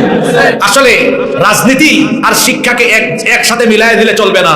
এদেশে যে কোনো সময় যে কোনো দল ক্ষমতায় আসতেই পারে, জনগণ যারে আনে সে আসবে, কিংবা যে থাকবে, যে চলে যাওয়ার সে যাবে, কিন্তু শিক্ষা নিয়ে কোনো রাজনীতি হোক, এটা আমরা কেউ চাই না। আপনারা কি চান? আমরা কি চাই? আমরা চাই না আমাদের কোমলমতি ছেলে মেয়েদের ভবিষ্যৎ নষ্ট হোক, আমরা চাই না আমাদের ভবিষ্যৎ প্রজন্ম নষ্ট হোক। তবে আমরা মাঝে মাঝে আজ করি, এগুলো আসলে আমাদের দেশীয় বানানো না, এগুলো উপর থেকে উপরের কিছু ছায়া আছে। আসলে এখন কিরামান কাতিবিনও বেশি, তো সবকিছু চাইলে সব জায়গায় বলাও যায় না। দুর্যোগপূর্ণ আবহাওয়া আপনাদেরকে বুঝে ফেলতে হবে। আমরা দায়িত্বশীল মহলকে বলবো, এদেশের আলেমরা আপনাদের দুশ্মন নন। আপনারা ওলামা মাশায়েখদেরকে দাওয়াত করেন, এক টেবিলে বসেন, বলেন হুজুর আসেন, আমরা দ্বীনি শিক্ষা আর জাগতিক শিক্ষার কম্বিনেশন করে আমাদের ভবিষ্যৎ প্রজন্মের জন্য সুন্দর একটা কারিকুলাম সাজাই। এইটা আমি গরম গরম বক্তৃতা দিলাম, চিল্লাইয়া আর বক্তৃতা দিয়া সমাধান আসবে না। এজন্য দেখেন, আমরা বিরোধিতার করে আবার দাবি করছি আপনাদের কাছে, আপনারা ডাকেন আলেমদেরকে, আমাদের মুরব্বী আলেমরা আছেন, বিশেষজ্ঞ আলেমরা আছেন, ডাকেন, বসেন। তর্কাতর্কিতে সমাধান হয় না, আসেন বসি, আলেমদের সাথে বসেন, বসার পরে আমাদের ভবিষ্যৎ প্রজন্মের জন্য সুন্দর সিদ্ধান্ত গ্রহণ করি, তাহলে আমার যুব সমাজ, তরুণ সমাজ বেঁচে যাবে, ঠিক কিনা? বলছিলাম যুব সমাজ নষ্ট হচ্ছে শিক্ষা থেকে দিন উঠে দেওয়ার কারণে। এই যুবক বয়সে তো পড়ালেখা শেষ করে চাকরিতে ঢুকলো, প্রশাসনিক দায়িত্ব গ্রহণ করলো, তখন দেখা যায় দিনই শিক্ষা নাই, মাঝে মাঝে চরিত্র হয় ওসি প্রদীপের মতো। ঠিক আছে কথা? ওসি প্রদীপ কি কম শিক্ষিত নাকি? নাম্বার 6, আপনারা কি রাগ করলেন নাকি? আমি একটু সুজা হুজুর, মানে যেটা বলি সুজা করে বলে ফেলি আর কি। 6 নম্বর হলো নগ্ন, অর্ধনগ্ন, উলঙ্গ, অর্ধ উলঙ্গ কাপড় চোপড়ের সয়লাভ ঘটে যাওয়ার কারণে যুবক তরুণ যেমন নষ্ট হচ্ছে, যুবতী আর তরুণীরাও নষ্ট হচ্ছে। শুনেছি মাহফিলে অনেক মহিলারা এসেছেন, তাদের উদ্দেশ্যও তো কিছু বলার দরকার আছে না নাই? বলবো এখন ইনশাআল্লাহ। মনোযোগ আছে তো? না ঘুমাই গেছেন আপনারা? 15 মিনিট মনোযোগ থাকবে তো আরো। নগ্নতা কিভাবে আমাদের সমাজকে আচ্ছন্ন করেছে দেখেন। নগ্ন, অর্ধনগ্ন কাপড় চোপড় এখন আমাদের যুবক যুবতীরা গ্রহণ করেছে। কি আশ্চর্যের ব্যাপার! হাফ প্যান্ট পরে, হাঁটুর উপরে হাফ প্যান্ট পরে অনেক যুবক তরুণ ছেলেরা আয়ার মতো, অসভ্যের মতো রাস্তাঘাটে ঘোরাফেরা করে। এই রকম ছেলে পেলে আমাদের সমাজে আছে না নাই? আমার যুবক ভাইয়েরা, সতর ঢাকা এটা নফল না ফরজ? তা আপনার তো সতর হলো হাঁটুর নিচ পর্যন্ত, হাফ প্যান্ট পরে সতর, আপনি সতরের আদেশ অমান্য করলেন, হায়া শরম ছেড়ে দিলেন। নবীজি বলেছেন আল হায়া শুবাতুম মিনাল ঈমান, লজ্জাশীলতা হলো ঈমানের অংশ। যার মধ্যে হায়া শরম নাই, তার মধ্যে ঈমান নাই। সুতরাং হাঁটুর উপরে হাফ প্যান্ট পরে হাঁটবেন না। আবার কিছু কিছু যুবক তরুণ আছে, আবার অনেক বাবারাও আছে, কাপড় নামাতে নামাতে নামাতে নামাতে জুতার নিচে নামিয়ে দিয়েছে, লুঙ্গি পড়েছে এত নিচে পড়েছে, নিচে নামাতে নামাতে জুতার নিচে নামিয়েছে।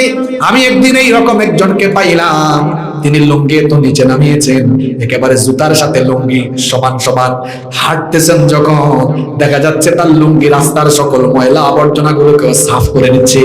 আমি তাকে দেখে বললাম, ভাইজান এমন কায়দা করে লুঙ্গি পরছেন, আপনাকে কি এই গ্রামের মানুষ, গ্রামের ঝাড়ুদারের দায়িত্ব দিয়েছে নাকি?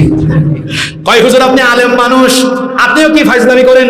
আমি কেন গ্রামের ঝাড়ুদার হব? বললাম ভাই, আপনি লুঙ্গি যেভাবে একেবারে মাটির সাথে ঘষায়া ঘষায়া হাঁটতেছেন, আপনি তো হাঁটার সাথে সাথে সব ধুলা বালুর সাথে চলে যাচ্ছে। আমি ভাবছি হয়তো মানুষ ঝাড়ুদারের দায়িত্ব দিয়েছে, ঝাড়ু হাতে না দিয়া লুঙ্গি দিয়া কাম সেটা ফেলতেছেন। আমি হাসানোর জন্য বলি নাই, এরকম লুঙ্গি পরে আসে না? প্যান্ট আর পায়জামা নামাতে নামাতে জুতার নিচে নামিয়ে দিয়েছে। না, এরকম করে কাপড় চোপড় পরা যাবে না। প্যান্ট, পায়জামা, লুঙ্গি যেটাই পরবেন টাকনুর উপরে পরবেন।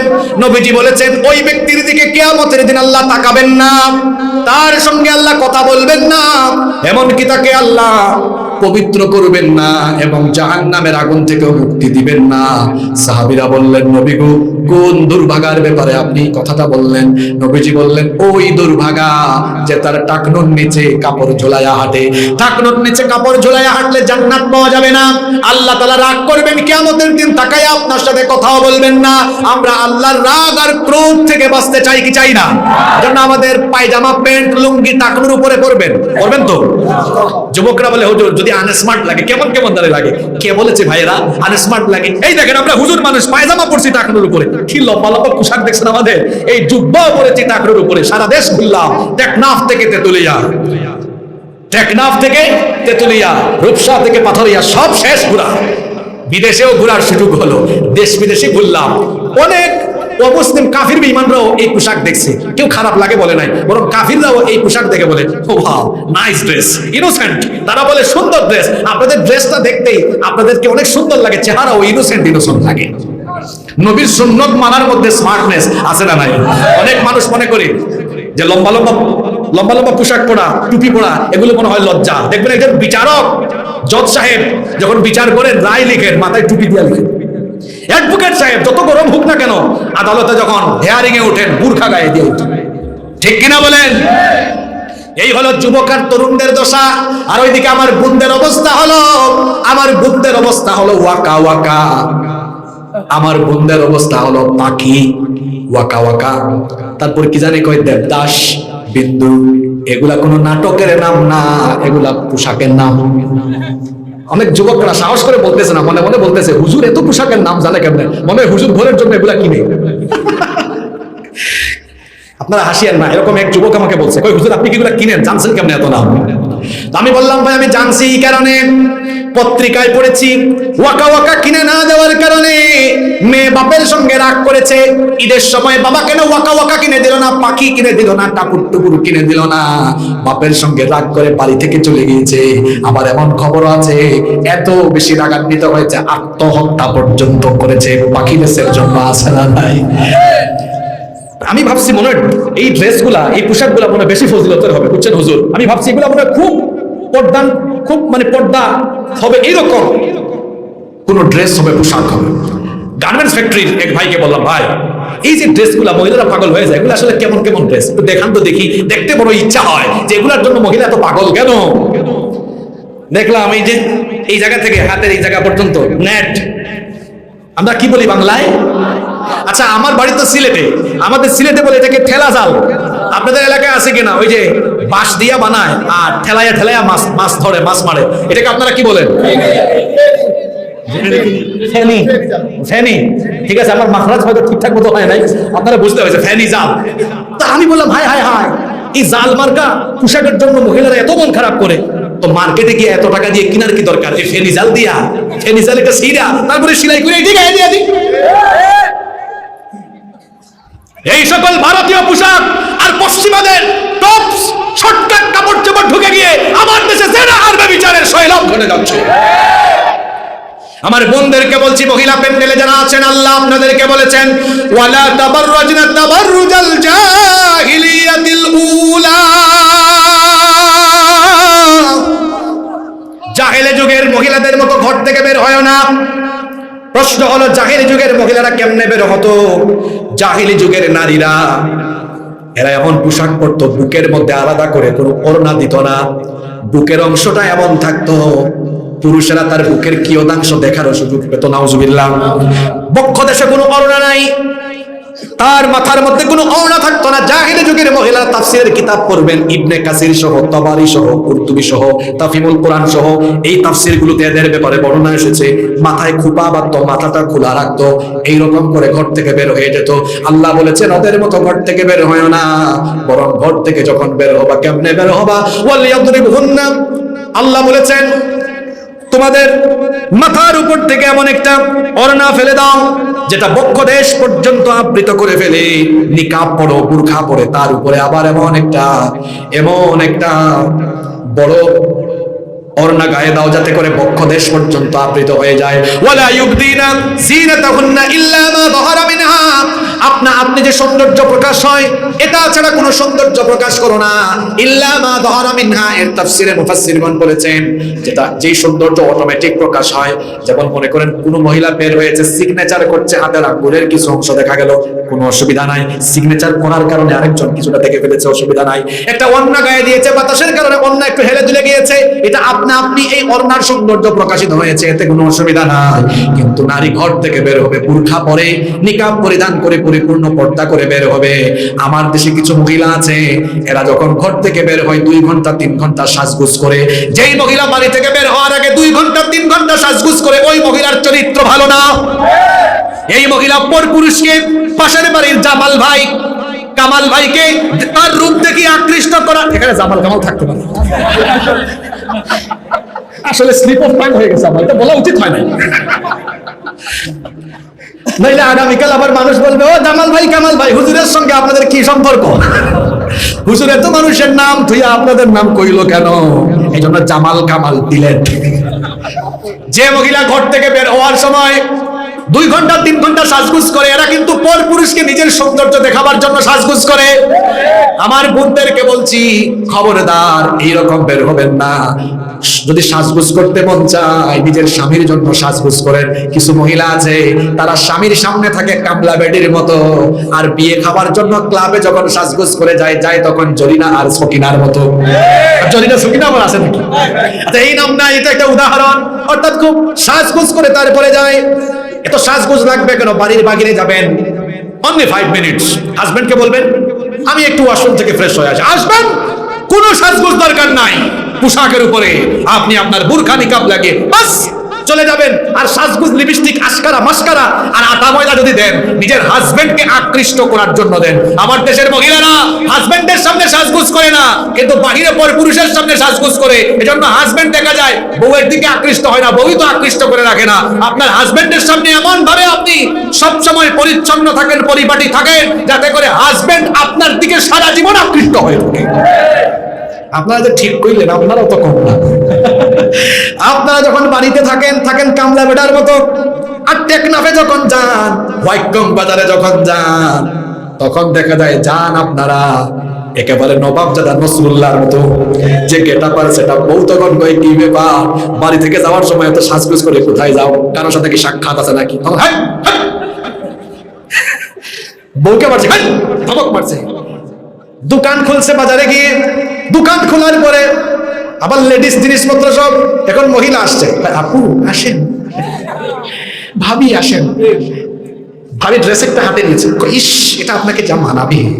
এই জায়গায় ভাষা নরম। আর বউকে ধমকা ধমকে করা, বউকে ধমক দেওয়া আর বউ পিটানো, এটা হলো শয়তানি কাজ।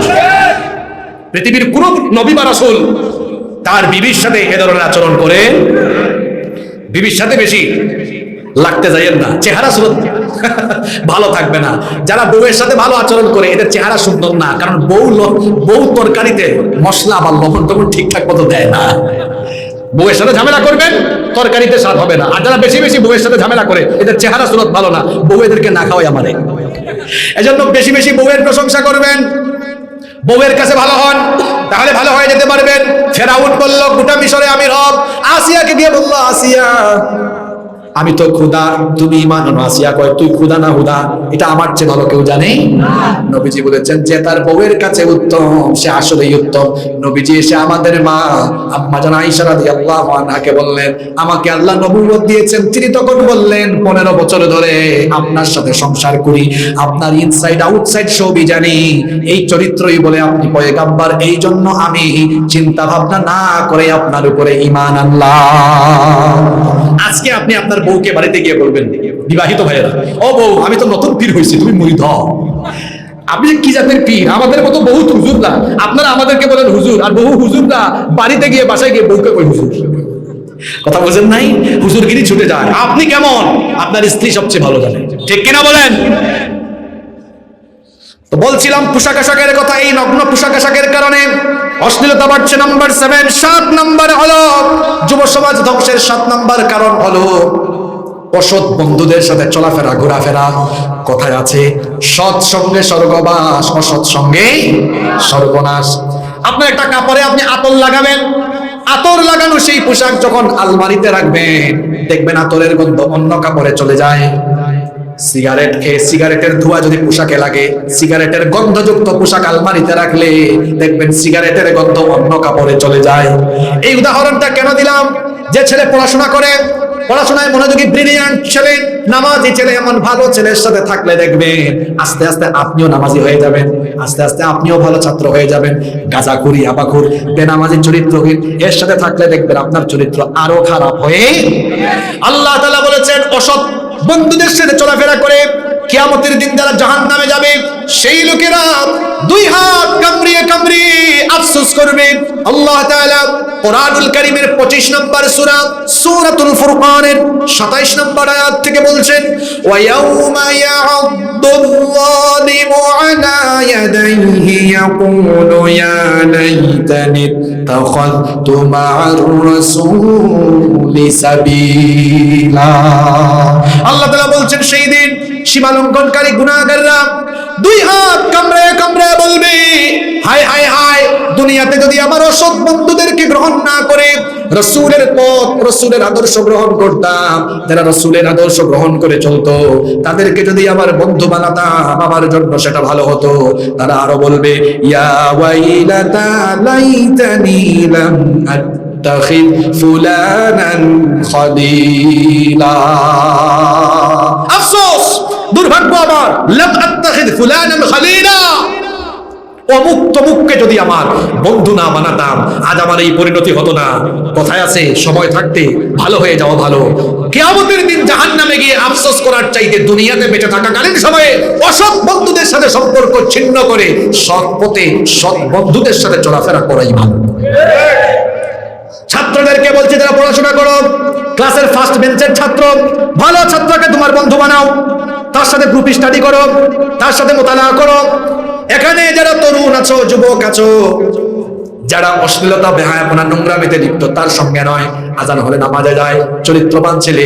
এই যে আব্দুল মনাফ স্মৃতি ও যুব ফাউন্ডেশনের যুবক ছেলেরা কত ভালো, তারা চাইলে আজকে এখানে লক্ষ লক্ষ টাকা খরচ করে মমতাজ আফাকে আনতে পারতো কি পারতো না? এই যুবকগুলোর চিন্তা ভাবনা কত ভালো। 21 বছর ধরে তারা কোরআনের মাহফিল করে। আল্লাহু আকবার, কত বড় সফলতা! 21 বছর, 2 যুগ হয়ে যাচ্ছে তাদের। আল্লাহ তাআলা জীবন তাদেরকে এভাবে কোরআনের খেদমতের তৌফিক দেন। এই যুবকদের দিকে তাকান, 21 বছর ধরে মাহফিল করে, চাইলে 21 বছর এখানে গান বাজনার আয়োজন করতে পারতো। 21 বছর ধরে মাহফিল করে, 21 বছর ধরে সামাজিক কাজ করে, বিভিন্ন মানবিক কাজ করে। আপনার বন্ধু হবে এই ধরনের সামাজিক আর মানবিক ছেলে পেলে, যারা সামাজিক কাজ করে, মানবিক কাজ করে, কোরআনের কাজ করে। তাদের সাথে কাঁধে কাঁধ মিলিয়ে আমরা চলাফেরা করব ইনশাআল্লাহ। বেশি কষ্ট হয়ে যাচ্ছে তো? নাম্বার 8, যুব সমাজ ধ্বংসের 8 নম্বর কারণ হলো জিনা, ব্যভিচার বেড়ে যাওয়া। জিনা আর ব্যভিচারে এখন যুবকদের চরিত্র শেষ হয়ে যাচ্ছে। বিবাহের আগেই যুবক গার্লফ্রেন্ড খুঁজে আর মেয়ে বয়ফ্রেন্ড খুঁজে, একবারের ছেলে আর একবারের মেয়েকে নিয়ে পালিয়ে যায়। এই রকম অবস্থা আমার সমাজে এখন নাই, আছে। আমার যুবক ভাইদেরকে বলছি, বোনদেরকেও বলছি, পড়াশোনাকালীন সময়ে, বিয়ের আগে, তরুণ যুবক বয়সে, এই তারুণ্য আর যৌবনের বয়সে আপনি মেয়েদের পিছনে ঘুর না করে পড়াশোনায় মনোযোগী হন। আজান হলে নামাজে যান, পড়াশোনায় যদি মনোযোগী হন, কেরিয়ার ভালো হবে। নামাজি যদি হয়ে যান, চরিত্রবান হতে পারবেন। কেরিয়ার আর চরিত্র যদি ভালো হয়ে যায়, তাহলে দেখবেন আপনি কোনো মেয়ের পিছনে ঘুর করা লাগবে না, বরং আপনার কেরিয়ার আর চরিত্র ভালো হয়ে গেলে হাজার হাজার সুন্দরী মেয়ের বাপ আপনার কাছে মেয়ে বিয়ে দেওয়ার জন্য আপনার পিছে ঘুর আরম্ভ করবে। ওয়াজ কি আজকে প্যান্ডেলে থাকবে না বাড়িতে যাবে? বাড়িতে যাবে তো? যদি যায়, যারা পড়াশোনা করে সিদ্ধান্ত নাও, অশ্লীল হারাম রিলেশন ছেড়ে দাও, নিজেকে এমন ভাবে তৈরি করো, এমন জায়গায় নিয়ে যাও, প্রতিষ্ঠিত হও, ক্যারিয়ার সুন্দর করো, চরিত্রবান হও। দেখবা গোটা টেকনাফের সব সুন্দরী মেয়ের বাপ তোমার পিছে লাইন ধরে দাঁড়ায়। নিজেকে ওই জায়গায় নিয়ে যাও, আল্লাহ তৌফিক দেন। নাম্বার 9, যুব সমাজ ধ্বংসের 9 নম্বর কারণ হলো এই মোবাইল, তথ্য প্রযুক্তি আর ইন্টারনেটের অপব্যবহার। এখন চরিত্র নষ্ট হওয়ার জন্য ঘরের বাইরে যাওয়া লাগবে না, এটাই যথেষ্ট। এই মোবাইল আছে বলে, মোবাইলে ইন্টারনেট আর ওয়াইফাই পেয়েছেন বলে যা মন চায় তাই করবেন না। ঘরের মধ্যে একা ঘুমিয়ে আছেন, শুয়ে আছেন, বাবা মা ভাই বোন যার যার রুমে, আপনি আপনার রুমে ইন্টারনেট কানেকশন ফোনে সংযুক্ত করেছেন, ভাবছেন এখন আপনি খারাপ ভিডিও, নাটক, সিনেমা বা পর্নোগ্রাফি দেখবেন, কেউ দেখবে না, জানবে না। কিন্তু আমার ভাইয়েরা, কেউ যদি নাও দেখে নাও জানে, একজন তো সব দেখেন, তিনি কে? ওই আল্লাহর ভয়টা অন্তরে ঢুকে গেলেই যুবক মোবাইল আর তথ্য প্রযুক্তি ইন্টারনেটের অপব্যবহার থেকে নিজেকে বাঁচিয়ে ফেলতে পারবে ইনশাআল্লাহ। আমাদের অন্তরে তাকওয়া ঢেলে দাও, বলেন আমিন। যুব সমাজ ধ্বংসের 10 এবং সর্বশেষ গুরুত্বপূর্ণ কারণ, এটা বলবো না, বাদ দিয়ে দিব। যদি রাগ করে ফেলেন, রাগ করবেন না তো? 10 নম্বর কারণ হলো অসৎ আর অযোগ্য নেতৃত্বের অনুসরণ। আমার সমাজে কিছু অসৎ, অযোগ্য, চরিত্রহীন লোক আছে যারা তাদের নিজেদের চেয়ার, স্বার্থ আর নিজেদের ক্ষমতার জন্য যুবক আর তরুণদেরকে লাঠির মতো ব্যবহার করে। নিজের স্বার্থে যেই বয়সে আপনাদের হাতে শোভা পায় বই, খাতা, পুস্তক, কলম, ওই বয়সে সেই সকল লোকেরা তার ক্ষমতার জন্য আপনাদেরকে সামনে পিছনে চামচার মতো ঘোরায়া বই, খাতা, কলমের পরিবর্তে আপনাদের হাতে দিয়ে দেয় লাঠি, সুঠা, ইয়াবা, গাঁজা, ফেনসিডিল, AK-47। যারা তার নিজের স্বার্থে আপনাদের হাতে বই, খাতা, কলমের পরিবর্তে এগুলো তুলে দেয়, এরা আপনাদের বন্ধু নয়, এরা আপনাদের নেতা নয়, এরা আপনাদের দুশমন, এরা মানবতার দুশমন। কিয়ামতের দিন এই সকল ভণ্ড নেতা আর অনুসারী দুই পক্ষেই জাহান্নামে আফসোস করবে। আল্লাহ তাআলা কোরআনের 14 নম্বর সূরা ইউসুফ, সূরা ইব্রাহিমে বলেছেন, ফাকালা দুআফাউ লিল্লাযীনা ইসতাকবারু ইন্না কুন্না লাকুম তাবআন ফাহাল আনতুম মুগনুনা আন্না মিন আযাবিল্লাহি মিন শাই। এই সকল চরিত্রহীন ভণ্ড নেতা আর কর্মীরা কিয়ামতের দিন মুখামুখি। কর্মীরা বলবেন, নেতা আপনাকে পাইছি, বহুত চামচামি করছি, আপনার দাঁড়ান, আপনার কথা শুনে জাহান্নামী হয়েছি, কোথায় যাবেন আপনি? তারা বলবে, এখানে আলেমদেরকে সাক্ষ্য রেখে বলছি, কোরআনের আয়াত, ইন্না কুন্না, নিশ্চয়ই আমরা লাকুম তাবান, আপনাদের অনুসারী ছিলাম। দুনিয়াতে আপনাদের পক্ষে থেকে আকাম কুকাম করে ধরা খাইলেও ফোন দিয়েছেন উপরের মহলে, এটা আমার লোক, আস্তে করে ছাইয়া দেন, এইরকম তদবির আছে না? কর্মীরা বলবে, ফাহাল আনতুম মুগনুনা আন্না মিন আযাবিল্লাহি মিন শাই। আজ আখিরাতে এখানে পারলে তদবির করেন, আমাদেরকে আল্লাহর আযাব থেকে বাঁচানোর জন্য কিছু করেন। নেতাজি তখন বলবেন, বেটা তো লাফালাফি করিস না, আমার বক্তব্য শোন। লাউ হাদানাল্লাহু লাহাদাইনাকুম, আল্লাহ যদি আমাদেরকে হেদায়েত দিতেন তো আমরা তোমাদেরকে হেদায়েত দিতাম, আমাদের নিজেদের কপালেই তো হেদায়েত ছিল। নেতারা তখন কর্মীদেরকে বলবেন, সাওয়াউন আলাইনা, তোমাদের অবস্থাও যা, আমার অবস্থাও। কর্মীরা বলবে, হ্যাঁ, এটা কোনো কথা হইল? আপনি হুকুম করছেন, আমরা হুকুমের গোলাম, আযাব সবার সবার হবে কেন? আমরা এটা মানি না। আল্লাহ বলবেন, কি রে, কি হয়েছে তোদের? কে কি মানুষ না, আমারে বল। এখন এই কর্মীরা আল্লাহর কাছে নেতাদের বিরুদ্ধে 2টা অভিযোগ পেশ করবে। নেতাদের বিরুদ্ধে আল্লাহর কাছে অভিযোগ জানিয়ে 2টা জিনিস আল্লাহর কাছে চাইবে। জোরে বলেন, কয়টা? 2টা। আমি বানায় বানায় বলছি না, শুনেন। কোরআন বুঝানোর পরেও যদি আপনার মাথায় না ঢুকে, বা আমি বলবো ভালো চিকিৎসক দেখান, মাথার মধ্যে মগজে মনে হয় শয়তান পেশাব করে দিয়েছে, বলে কোরআনের এত সুন্দর কথা কেন আপনার মগজ দেয়া ঢুকে না? এরা তখন বলবে, আল্লাহ আমাদের 2টা দাবি। আল্লাহ বলেন, বল বল বল। তারা বলবে, 1 নম্বর দাবি হলো, এই নেতাগুলো আমাদেরকে দুনিয়ায় যেমন ইচ্ছা তেমন ব্যবহার করেছে, সামনে পিছনে ঘুরঘুর করেছি, মাবুদ নাজআলহুমা তাহতা আকদামিনা লিয়াকুনা মিনাল আসফালিন। এদেরকে আমাদের সামনে দেন, আজকে আমরা এদের বুকের উপরে উঠি, বুকের উপরে উঠে এদেরকে আমরা একটু পদদলিত করি, এদেরকে আমরা বুকের উপরে উঠে পদদলিত করে তারপরে আমরা জাহান্নামে যাই। নেতার নেতাগিরি ছড়াইয়া দিবে, ঠিক কিনা? কর্মী বলবে, আল্লাহ বুকের উপর উঠে একটু পাড়াই। এটা কয় নাম্বার চাওয়া? বাকি থাকলো আরেকটা। তারা বলবে আল্লাহ 2 নাম্বার চাওয়া হলো রব্বানা আতিহিম দিফাইনি মিনাল আযাবি ওয়াল আনহুম লানান কাবীরা। হ্যালো, এদের অনুসরণ করে জাহান্নামী হলাম আজ। রব্বানা, হে আমাদের রব, আতিহিম, এদেরকে দেন দিফাইনি মিনাল আযাব, আমাদের আযাবের ডবল আযাব। এদের কথা শুনে আমরা জাহান্নামে এসেছি, আজ যে শাস্তি আমরা পাবো আমাদের নেতাগুলারে আমাদের ডবল শাস্তি দেন। নাউযুবিল্লাহি মিন যালিক। আর কেমনে বুঝাইলে আপনি বুঝবেন? এদেশের আলেমরা তো দারোগা নন যে আপনার পিটাইয়া সাইজ করবেন, সোজা পথে আনবেন। আল্লাহ তো নবীজিকে বলেছেন ফাযাক্কির ইন্নামা আনতা মুযাক্কির লাস্তা আলাইহিম। নবী, আমি আপনাকে দারোগা বানাই নাই যে মানুষকে পিটাইয়া আপনি হেদায়েত করে ফেলবেন। আপনি মানুষকে উপদেশ দেন, বুঝান। হেদায়েতের চাবিকাঠি কার হাতে? আমরা তো পিটাই আনতে পারবো না, আমরা নবীগণের ওয়ারিস। আমরাও সেই পন্থা অনুসরণ করে কুরআন হাদিস দিয়ে আপনাদেরকে বুঝাইতে পারবো, এটাও জানি। আমাদের ওয়াজ নসিহত শুনেও কিছু মানুষ আবু জাহাল, আবু লাহাবের মতো চরিত্র। আবু জাহাল, আবু লাহাবও কুরআন শুনেছে কিন্তু মানে নাই। এরকম আবু জাহাল, আবু লাহাবিও স্বভাবের মানুষ, মাহফিলেও বসে আমাদের কথা শুনে দুনিয়ার স্বার্থে মানতে পারে না। মানলে ওমরের মতো মর্যাদা বাড়বে আপনার। ভাই, লাভ আপনার, আপনার আপনার আপনার আপনার পায়ে ধরে বললাম, মানেন আপনি কুরআনের কথা, আমার কথা না, আপনি লাভবান হয়ে যাবেন। ওমর, আবু জাহেল দুইজনই কাফের ছিলেন, দুইজনই। একজন কুরআনের বাণী মেনে নিলেন, কি মর্যাদা! নবীজি বললেন আমার পরে নবী আর আসবে না, যদি আসতো আল্লাহ আমার পরে ওমরকেই নবী বানাইতো। সুবহানাল্লাহ কইতে ইচ্ছে করে না? নবীজি বললেন আমার ওমর পৃথিবীতে থেকে জান্নাতের সার্টিফিকেট নিয়েছে। সুবহানাল্লাহ। দুইজনই কাফের ছিলেন, একজন কুরআন গ্রহণ করলেন, জান্নাতি হয়ে গেলেন। আরেক কাফির আবু জাহাল গ্রহণ করলো না, আবু জাহাল হইয়াই মরল।